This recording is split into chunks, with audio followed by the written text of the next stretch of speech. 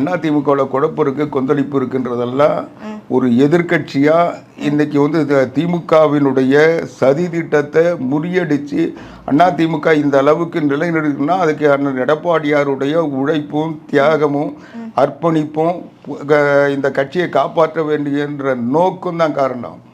இன்னைக்கு எவ்வளோ போராட்டங்களை சந்திச்சிருக்கோம்.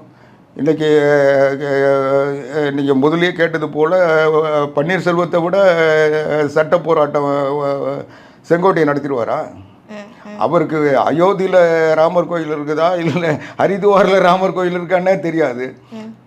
ஹரித்வாரில் போய் ராமரை பார்க்க போகிறேன்னு சொன்னார்ல முன்ன இந்த இது பண்ண சொல்ல. அதனால சமீபத்தில் கூட அதுதான்மா அவருக்கு வந்து எதுவுமே தெரியாது. அவருக்கு தெரிஞ்சிருந்தால் ஒரே துறையில் அம்மா அவங்க வச்சுருந்துருப்பாங்க. அமைச்சரவையிலேருந்து அவர் அடிக்கடி மாற்றிருக்க மாட்டாங்க. கடைசியில் அவர் நீங்கள் அமைச்சர் பதவிக்கே தகுதி இல்லைன்னு தூக்கி போட்டிருக்க மாட்டாங்க.